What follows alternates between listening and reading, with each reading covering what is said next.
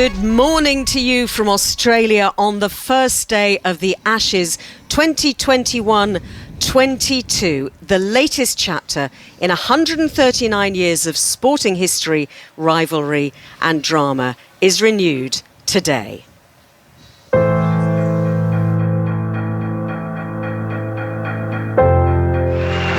licks his fingers, tosses the ball from hand to hand. Ian Botham is going to have one last crack at Jeff Thompson. You just sense something's going to happen here. And we're underway, finally. Harmison from the far end bowls the first ball of the series. Oh my word, it's gone straight to second slip. What a horrible start. He's caught down the leg side. There's an appeal for the catches out. England have won. England have won by 2 runs.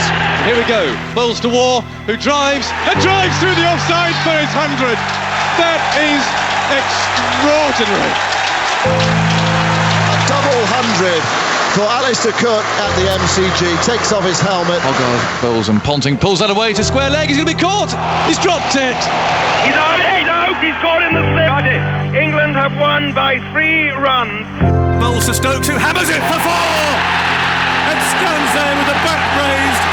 I can't believe we've seen that. That is the most extraordinary innings ever been played by an Englishman.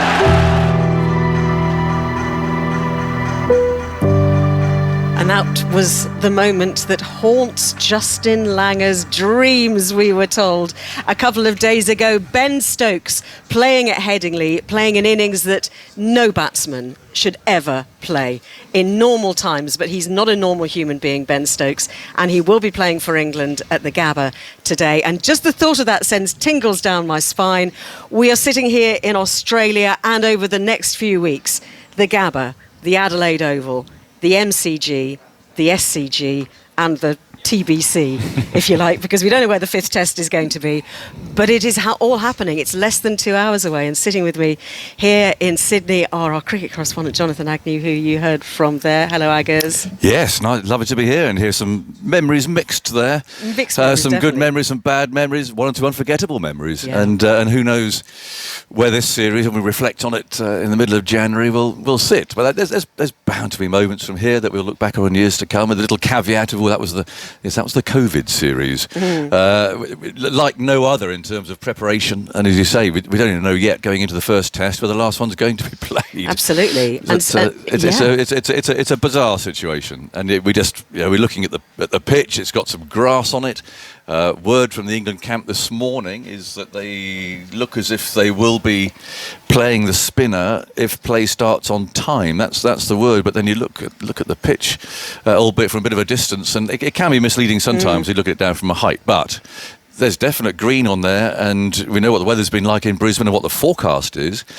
And so, do England really dare to voluntarily leave out their 2 main bowlers with 1,151 wickets between them for the first Ashes Test match? I mean, it seems extraordinary from here, but that's certainly a possibility. That is a possibility. We'll talk a bit more about the team selection in a second, but sitting alongside Aggers, Stephen Finn, who was part of that England team that won here 2010-11, the last time that England won down under. You're looking at the pitch, you're looking at the pictures of the pitch, the ground staff working out in the middle. It's the first time that we've seen it uncovered. What are you seeing? I'm seeing Justin Langer having a look, or he's just walked straight across the wicket now. Good job. He hasn't got spikes on. He wouldn't be allowed to do that if he did. But yeah, I'm seeing green grass from a distance, and I mean, this is a great distance that we're looking at it from now, but underneath looks grey and looks like it might be a bit dry underneath with grass on top. So it's going to be interesting to see what the guys say at the toss, to see what their take on it is. But this is the time of the day now where the coaches, the captains go out there. Australia obviously know their final 11, so their only decision is what they will do at the toss. And England are going to have to go there now with their 12-man squad and decide which player they're going to leave out based on what they're looking at right now. Well, we had the England 12 yesterday, Aggers, didn't we? So Ollie Pope preferred to Johnny Bairstow at number 6. Yeah, that's a sort of little nudge to the future, which is a good thing. At number 6, you do want to have a little bit of a look to down the line, if you like. And Pope has got so much talent. We've seen flashes of it. We saw that brilliant innings against South Africa in Port Elizabeth, which was very special. He's had some injuries since, of course, so he hasn't really got himself going again. But that's a sensible ploy to put that sort of promising developing batsman, someone who in 4 years' time will have some experience of playing in Australia when they come back. So that makes sense. As far as the bowlers are concerned, though, it looks like a choice between Wood, Broad and Leach, two of those three. We know that James Anderson is not playing. He's being held back, held in reserve, I suppose you'd say, so he doesn't risk his calf muscle for Adelaide. What do you think about this idea, Steve, that England could go in without their two bowlers who've taken 1,100 Test wickets between them? 11,000 would be 11, good. that would be astonishing. I mean, if they didn't play, if they had 11,000, that would be shambles. Feels like it. But yeah, 1,100 Test wickets. Could they go with a spinner? Do you think? Could they prefer, Wood to Broad? Could England have neither Broad or Anderson? I think the pace is important, especially at the Gabba here, the bounce and the carry that you can get as a quick bowler, and you can hurry people up. We've seen great fast bowlers, Mitchell Johnson, most recently taking wickets, bowling very quick at the Gabba, and I think that's an important aspect that is needed within the attack that England pick. So then it comes down to Stuart Broad. It sounds bizarre that you're even questioning maybe leaving Stuart Broad out. And Jack Leach, and what I'm seeing here, again, from a very big distance on the screens we have in front of us, is something that might be a bit bare underneath, but with grass on top. So it's tantalising for the people who are picking the team, because you'll look at the green grass and think we can make inroads with the seamers. But if the weather has improved, and it looks as though the forecast has marginally improved from what we anticipated it being a few days ago, especially, that whether later on in the game it may take some turn, and it may be a bit holdy for the spinner, which could also be important. So I'm glad that I'm not having to make that decision, and that I can sit here and judge it once they have made it. Yeah, I mean, the main argument against having 5 seamers is that there's no variety, and that's the problem. But I think that Steve and I agree on, we're sort of couching ourselves against Stokes, because we don't know what he can do, and so a fit Stokes able to be that fourth seamer, you wouldn't have that need for the fifth. But you see in a way what's happened with Anderson. These players are not match fit. You've got to be honest. I mean, they're not, and so they're sort of shooting in the dark a bit themselves. And there is, if you look at it from England's perspective now, with 2 definite day-nighters in this series. Now that is, Australia will bowl very well in them too, but from an England perspective, their best attack would also, you'd think those are the real opportunities England have of winning matches in this series, especially if this ball that we're talking about, this Kookaburra ball, the pink one, has been sort of reinforced, if you like the red one has been. Then that ball could really go all over the place. So therefore, do you put your golden eggs in that basket? You want Broad and Anderson definitely to be playing in those 2 games, the second Test match and the last Test match, and therefore you protect them going into that? Or do you take the view that this Test, the first Test match, is so important, you've got to start well, because you know what happens when you don't, and especially if you've got to win an extra game to win the Ashes and so on, so it's already slightly loaded against you. But the impact of England coming away from the game that Steve played here in 2010-11, the impact of leaving the Gabba with a really solid, hard-earned draw was as good as a win. I mean, it really was. So, I mean, it does seem odd. We heard the Harmison clip there. It was a poor old chap in the preview. Who's going to come and bowl the first ball of the Ashes? Is it going to be Chris Woakes? He doesn't. Fine bowler that he is, but. I don't know. I mean, it kind of feels like you could almost work the thinking through. If they think, well, we will keep, as Agger says, keep Broad and Anderson fresh, because Stuart Broad hasn't played a Test match for when was his last Test match? Because he had a calf injury as well. So both of them have had calf niggles, calf problems. But hold them back. Say, okay, right. The forecast for the Gabba is that we will get storms over the next few days. It could be a draw. Take the draw. Go to Adelaide and go 1-0 up. I mean, it's a huge gamble. It most certainly is a gamble, and yet I think also, even though they are 2 fantastically great bowlers, to expect them and the mental pressure that will be on them if they both know that we are the golden eggs in the basket for the second Test match in Adelaide, and the pressure that comes with that. They've dealt with pressure their entire careers, and the reason they've had such long, successful careers is because they've dealt with that the best out of anyone. But expecting those guys to come after not playing for so long, not being match ready, or not being battle hardened more than match ready, I think, and having had the encounter that you would have had here at the Gabba, expecting them to come in and just win the game at Adelaide. It's such a huge I expectation. agree with that. Here's the pink ball, lads. Right, go and you didn't play at the Gabba. There's the pink ball. Go and win the Test match for us. That's a huge ask. But we all remember what happened when Stuart Broad was left out of the first Test of the series. Was it last summer when he was absolutely livid down at Southampton? Yeah. Do you remember when he then went into the diary room at Sky? Being dropped, and he was furious, absolutely furious. But he'd been dropped. I mean, he accepts that he's been out of the side, and that Robinson, for instance, has come in and done really well. I mean, he'll definitely play. I know that Stuart Broad feels differently about that. You're not going to hear him, giving angry press conferences if he doesn't play today. Oh, it's entertaining if he does. Well, it would be, but you do accept if you get injured and you lose your place in the side and someone comes in and does well, you've got to battle to get it back. I mean, for Broad, it's purely a question about Leach and whether England think. And if you look at the fact that there are 4 left-handers in the Australian top 7. I mean, that's a lot, which would not necessarily, you would think anyway, generally suit Jack Leach. And he averages 56 against left-handers. If you want to look at the stats, the Gabba is not generally a place where left-arm spinners take wickets. Only 4 have been taken there in the last 10 years. I don't know how many left-arm spinners have bowled there in the last 10 years. I'll add that as a caveat. But at an average of 44. So I mean, the figures suggest it. But if you've got 5 seamers, you generally don't have just that change of pace. If batsmen get set and you just turn to something that's very similar again. Yes, they have got Joe Root, and I'm not sure that Root actually bowls himself enough, and we will talk about Pat Cummins, I'm sure, in that situation. But you do sometimes need that change of pace if batsmen get set. So I suspect that's in their mind, possibly even more than the fact that Jack Leach is going to find a load of turn and bounce and bowl them out in the second innings. I think it's just for that change of pace, really. Yeah, and I think that the spinner has a massive role to play. When we won here in 2010-11, Graham Swan was able to bowl 15 or 20 overs on the first day for 40 or 45 runs, and that's an incredible skill to have as a spinner. Nathan Lyon does that for Australia. That's why he plays every single game. But that also makes the matchup between the left-handers and Jack Leach very interesting, because if England do bowl first today and they play Jack Leach, he's going to have to bowl 15 overs. Australia's left-handers will come after him, and they're not scared of doing that. They've done it to left-armers before.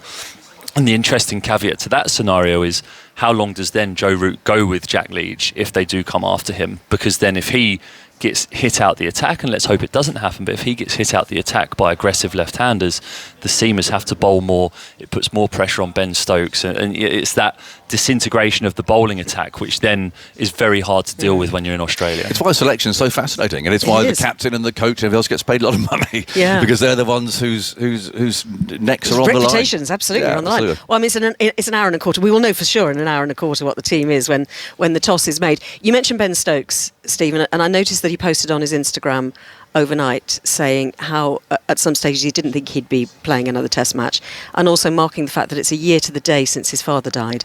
And you think about the year that he has had, and to be in, we don't know what condition he's going to be physically, but to be in a mental state to be able to play in one of the great cauldrons, in one of the great series, it says such a lot about the man. Yeah, unbelievable. The mental strength that he's shown to come through. What he's had to over the last 12 months is incredible, and I think that every single English cricket fan, regardless of performance, regardless of what happens, I think everyone appreciates Ben Stokes and what he brings to this team in the way that he galvanises people, in the way that he motivates people, and the way that he just goes out there and wears his heart on his sleeve and gives 100% to absolutely everything he does, which is a fantastic, fantastic skill to have, and that's what makes people love him. So to see him in a place where he feels like he can commit to do that and is so positive and has been speaking so positively about being able to do that, regardless of what he does in this game, just to see him out there is a fantastic thing. Yeah, I mean, we're sort of assuming he'll come wandering back and pick things up. I mean, he has been through a lot. So, we do have to see how he is, but we all know Ben Stokes a little bit doing this job, and that strength that he has. I mean, I just feel he's going to be ticking. He really will, and that he wouldn't have put himself back into this position. Nor would his wife Claire, by the way, unless they were all pretty confident that he's okay. So again, how much he can contribute with the ball, we'll just have to wait and see. But just his presence alone is enough to lift the team, and for the Aussies to have somebody who they're really very wary of. Take us inside the dressing room, Finney, when you're about to play in this this first Test match, and it's all the anticipation, all the build-up to the Ashes. I mean, in 2010-11, that was the year that you all went on some ridiculous boot camp in the Black Forest, didn't you? Yes, we did, and that still gets talked about now. I think when we all meet up, we're like, oh, do you remember that time that we spent 3 days in Germany in the middle of the forest, freezing cold, sleeping nose to nose with each other? So, yeah, great preparation for a boiling hot day in Queensland. Exactly. It was it was perfect. But the dressing room will be. They try and make it as normal as possible. So the thing about big days like this, and this is arguably the biggest day, if apart from a World Cup final or something, this is the biggest day for you as an England cricketer. Sat in the dressing room, you know this is your ultimate test. Cricket, Ashes cricket in Australia, the ultimate test. So you just try and make it as normal as possible, as relaxed as possible, and show respect to your teammates for the way that they want to get themselves ready for it. There'll be some music on. Some guys will be sat there quietly contemplating. Some guys will be sat there listening to music, chatting. Everyone expends their nervous energy in different ways, and you learn, because you spend so much time together, and these guys would have toured together so much, you learn to respect and understand how other people work, and that's very much what the dressing room will be like. I remember Jimmy Anderson saying on Tail Enders that he used to go for a shower 5 minutes before going out onto the field. Yeah, we have some strange superstitions, cricketers, what you put your boot on first, how you tape something up, what you touch before you go out there. I mean, you watch people bat, and someone like Steve Smith, he touches every part of his body in a particular order in order to make himself in a good place mentally to be able to concentrate on watching the ball, and that's what it's all about. Everything that you're doing now as a player at this time of day is getting your mind ready to be able to concentrate at your full capacity come that first ball of the day.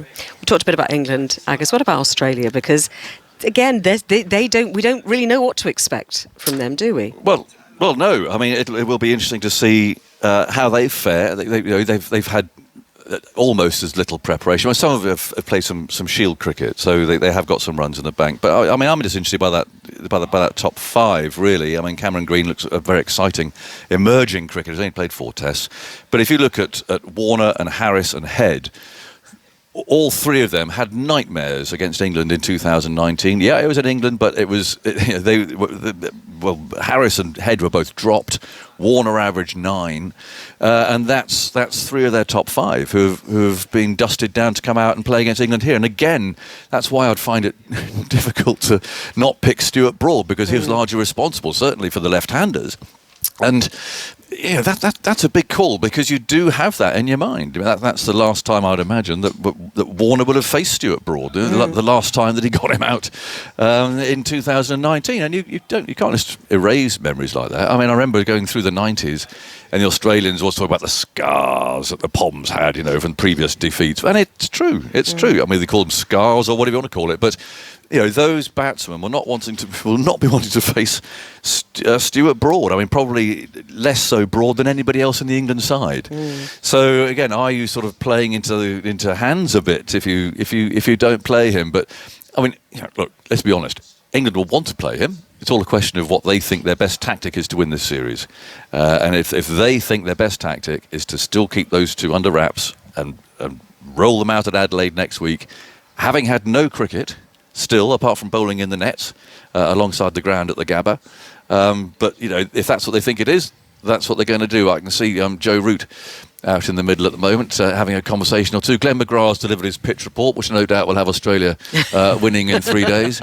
And Mike Huss is having a look as well. So some of the familiar and friendly faces that we would normally have caught up with a couple of days ago are all gathering there and looking at the pitch. Which still, I mean, with a closer look at it, there's still quite a bit of grass on there. Yeah.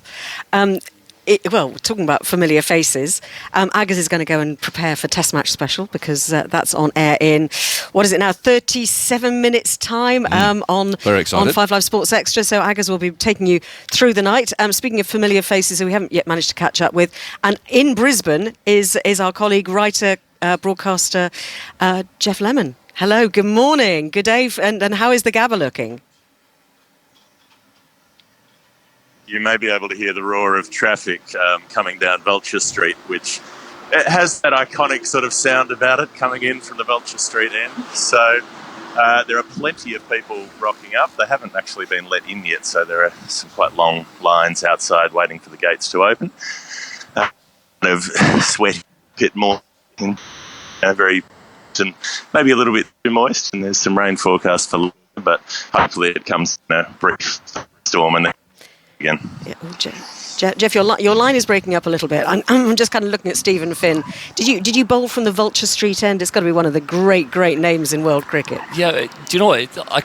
I don't know. I'd imagine I did at some stage because we fielded for so long in that 10-11 Ashes series, and actually seeing Michael Hussey stood at the crease gives me shivers seeing here. He got 195 in that test match. So I'm sure I bowled at both ends at some stage, but yeah, a fantastic name.